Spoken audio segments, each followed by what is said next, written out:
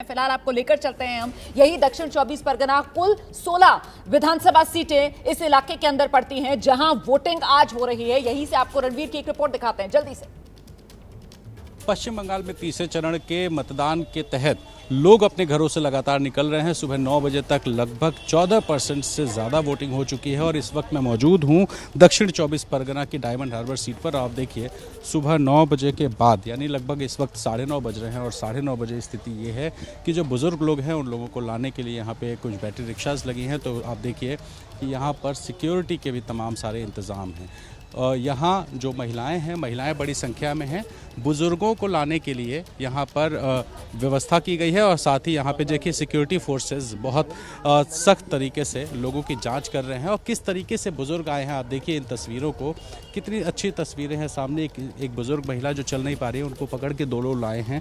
इस अवस्था में भी लोग अपने घरों से निकल रहे हैं, वोट दे रहे हैं और लगातार जो पैरामिलिट्री के जवान हैं वो जवान इन लोगों को मदद करने के लिए आगे आ रहे हैं। तो यहाँ पर बूथ में सिर्फ गाड़ियाँ अगर अलाउड है तो बैटरी रिक्शा, वो भी इस तरह के बुज़ुर्गों को लाने ले जाने के लिए।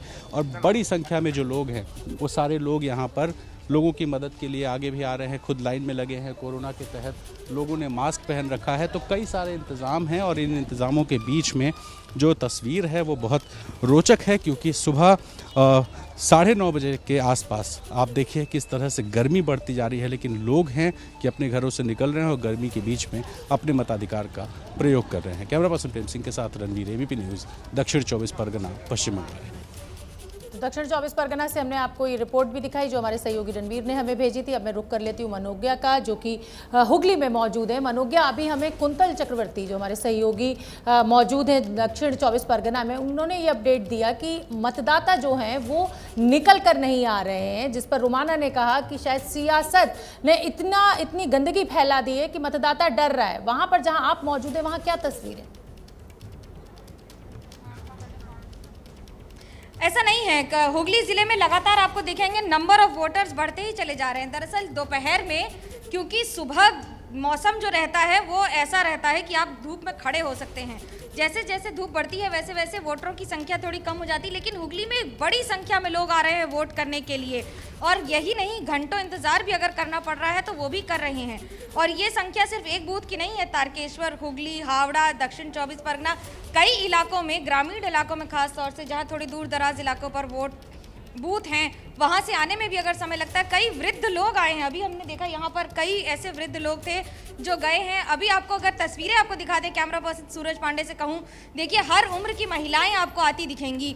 और ये अपने आप में बता रहा है कि ये कितना बड़ा गणतंत्र का पर्व है कि लोग आ रहे हैं वोट करने के लिए बड़ी संख्या में। बंगाल की ये खासियत रही है, 80% से ज़्यादा वोट हर बार हो रहा है, हर चरण में हो रहा है। इस बार भी यही आशा लगाई जा रही है। 15% से ज़्यादा वोट हो चुकी है, वोटिंग हो चुकी है सुबह से अभी तक।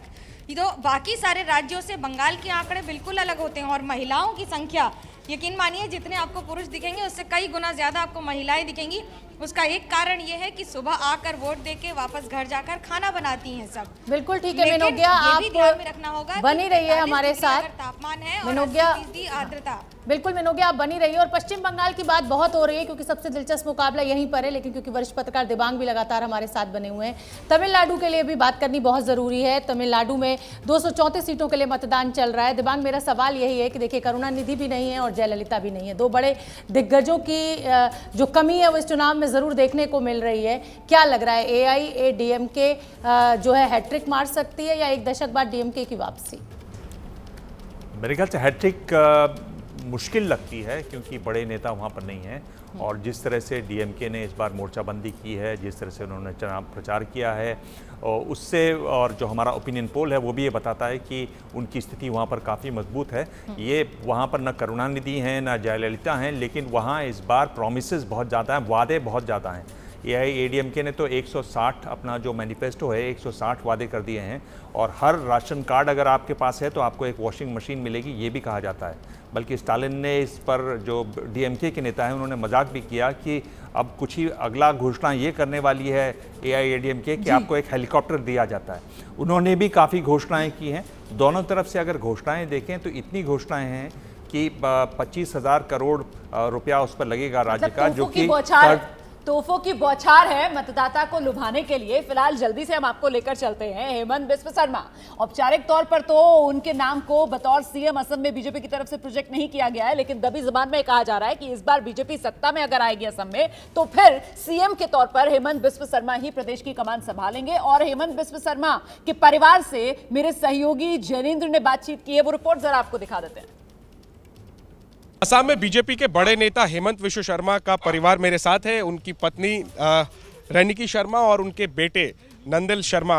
ये बताइए, सर तो बहुत कॉन्फिडेंट हैं और आप लोग 2 मई के बाद क्या सर को एक नई भूमिका में, हेमंत जी को एक नई भूमिका में देखना चाहते हैं अगर बीजेपी को बहुमत मिलता है? He's always been a party worker. He's always dedicated to the public. So we are expecting the same thing. So we are dedicating. His life is dedicated for the public. So let him work as a कार्यकर्ता. आपको लगता है लेकिन कि अगर BJP को बहुमत मिले तो इनको इस बार मुख्यमंत्री की रिस्पॉन्सिबिलिटी दी जाए? I don't know. I've been telling. I told you last 20 years. Like he has been dedicated to public. वो public कर रहा है. So कार्यकर्ता. आप चाहेंगे वो ठीक है, वो पॉलिटिकली करेक्ट जवाब दे रहे हैं, आप क्यों पॉलिटिकली करेक्ट जवाब दे रहे हैं? आप चाहते नहीं चाहते, दिल की बात बताइए। I am not a political person. I'm his wife. I'm a well-wisher. अब बाकी it's up to the high command. It's up to the God. पत्नी के तौर पे आप चाहेंगे कि अगर बीजेपी को बहुमत मिला तो हेमंत जी को मुख्यमंत्री की जिम्मेदारी मिले? सच्ची बात बताइए। मैं दिल के बाद भी सच बात कर रही हूँ। दैट लास्ट 20 years हम लोग ऐसे ही चल रहा है कार्यकर्ता। Let us work for the public and leave it rest to the God. Hemant Sharma के बेटे भी हैं, दोनों के तौर पे मैं आपसे पूछ रहा हूँ कि आप किस मुद्दे पर वोट करेंगे? पर्सनली आई फील कि जब मैं वोट डालने जाऊँगा I will be voting for the most earnest and hard working man I know. जो मेरे पिता। और पर्सनली फील। और जो बीजेपी है, पार्टी है, सरकार है, उसका कोई एक मुद्दा जो आपको सबसे अच्छा लगता हो जिस वजह से आप वोट करेंगे? I think the general planks of development that they have been riding on, I think as a voter, as a first time voter, वो मुझे काफ़ी अपील करता है। So I think मैं उस मुद्दे को दिमाग में रख के I'll be voting। और एक ये चीज़ पूछूंगा कि आप जो वोट देने जा रहे हैं तो एक एमएलए को चुनने जा रहे हैं या एक मुख्यमंत्री को चुनने जा रहे हैं? एमएलए को चुनने जा रहा हूँ क्योंकि लेजिस्लेटिव असेंबली की वोटिंग है तो फिर एमएलए के लिए वोट करूँगा। तो वो जब अगर बहुमत मिला बीजेपी को, आप चाहेंगे कि आपके पिता को मुख्यमंत्री की जिम्मेदारी मिले? आई विश कि उनको जो भी भूमिका मिलने की रिस्पॉन्सिबिलिटी मिले, he does the best of his capacity. और आइए सीधे रुक करेंगे, सभी खास मेहमान इस वक्त हमारे साथ मौजूद हैं। आप देख सकते हैं कांग्रेस की प्रवक्ता हैं साधना भारती, वो हमारे साथ इस वक्त जुड़ गई हैं। साधना जी, असम के अंदर AIUDF के साथ कांग्रेस ने जो गठबंधन कर लिया, क्या लग रहा है ये काम बिगाड़ तो नहीं देगा कहीं, जिस तरीके से बीजेपी ने घेरा आप लोगों को असम में? देखिए, मुझे लगता है असम में तो भाजपा खुद घिर गई। जिस तरीके से आप अभी एक EVM की घटना बता रहे थे, तो असम में तो हमें कतार में ऐसी घटनाएं मिलती हैं, चाहे वो कलई गांव हो, चाहे वो जामुनमुख की घटना हो, चाहे वो असम में एक भाजपा प्रत्याशी की गाड़ी में EVM मिलना बहुत बड़ा प्रश्न चिन्ह लगाता है। नहीं, आप जो ग्राउंड बता रही हैं यहाँ पर, आप जो ग्राउंड बता रही हैं यहाँ पर बीजेपी के घिरने का, आपके लॉजिक से चलूं फिर तो मुझे लगता है मनोजीत मंडल कि आप बंगाल के अंदर TMC घिर गए, क्योंकि आप ही की पार्टी के नेता, उनके घर से भी EVM निकल रहा है बंगाल के अंदर। मनोजीत मंडल, नहीं देखिए, मैं अपनी बात खत्म कर लूं पहले रोमाना जी, मैं कुछ बोलना चाह रही हूँ। जल्दी से मैम अपनी बात पूरी कीजिए, उसके बाद मैं आ रही हूं के पास। देखिए, मैं सिर्फ इतना कह रही हूँ कि भारतीय जनता पार्टी ने लोकतंत्र को लूटतंत्र बदलने में कोई कसर नहीं छोड़ी है। ये सिर्फ ये चुनाव को आप मद्देनजर मत रखिए। मैं जिस जगह बैठी हूँ, मध्य प्रदेश में बैठी हूँ, बालाघाट में, वहां भी लोकतंत्र को लूटतंत्र बना के सरकार बनाई।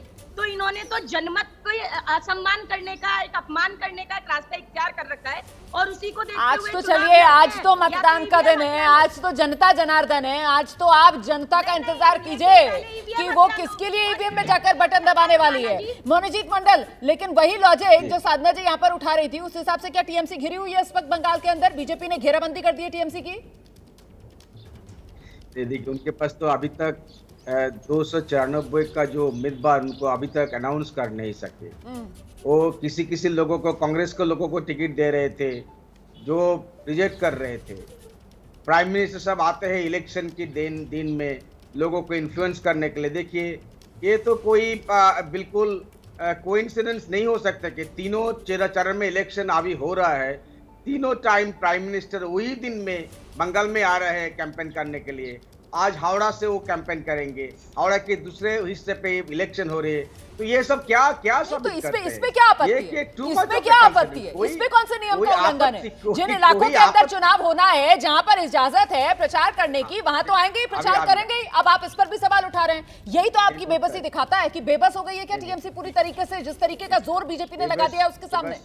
बेबस कौन है तो हम देख रहे हैं, इसे बिल्कुल और प्रचार कर सकते हैं, लेकिन जिस इलाका में इलेक्शन हो रहे हैं उस इलाका का लोगों को तो अपील नहीं कर सकते हैं ना, जिस तरह की पहली बार की है ना। अब 1 तारीख को 24 परगना में वो 24 परगना से बोल रहे थे, बहुत अनब शनाब झूठ बोल रहे थे ममता दी के बारे में, लेकिन नंदीग्राम के लोगों की अपील कर रहे थे, नंदीग्राम के बारे में जिक्र कर रहे थे। ये क्या सही है गणतंत्र के? मेरे कांग्रेस के जो आप जो आरोप लगा रहे हैं मैं उस पर बीजेपी से जवाब लूंगी। पहले हम आपको बता दें कि टीएमसी नेता गौतम घोष के घर ईवीएम मिलने को लेकर पश्चिम बंगाल के बीजेपी अध्यक्ष दिलीप घोष ने निशाना साधा है। क्या कुछ कहा है वो आपको सुनवा देते हैं। ইভিএমের বিশ্বাস নাই, ইভিএম গন্ডগোল, আবার ইভিএম নিয়ে বাড়িতে রেখে দিচ্ছে। এই যে টিএমসি ধরে নিচ্ছে হেরে গেছে, তখন এইসব এদিক ওদিক গন্ডগোল করে বদমাইশি করে জেতার চেষ্টা করছে। এটা পুরনো অভ্যাস আমাদের এখানে। আর নিউ টাউনের এখানে পঞ্চায়েতের সমস্ত ব্যালট বক্স। तो अब दिलीप घोष सामने आ गए हैं क्योंकि टीएमसी नेता के घर पर ईवीएम मिल गई है। जब असम में बीजेपी नेता की गाड़ी से मिली थी ईवीएम तो कुछ भी नहीं बोला था। न पाबंदी हो न कोई हद हो तो बस खुद बनाई सरहद हो। ये मुहिम है परतों में छिपे हर सच की तलाश की, सियासत पर रखी पैनी नजर और आंख की, खबरों की दुनिया में एक जिम्मेदार आवाज की, जुर्म और जुल्म के खिलाफ हर बेबस के लिए इंसाफ की। जब कोई हद नहीं इंसानियत के लिए जज्बात की, जब कोई हद नहीं खुशियों और ख्वाब की, तब कोई हद क्यों हो नए नजरिए और बदलाव की। तोड़ के हदों के ताले नए सपनों को पाले, बांधे सबको एक धागे, आपको रखे आगे। ABP news.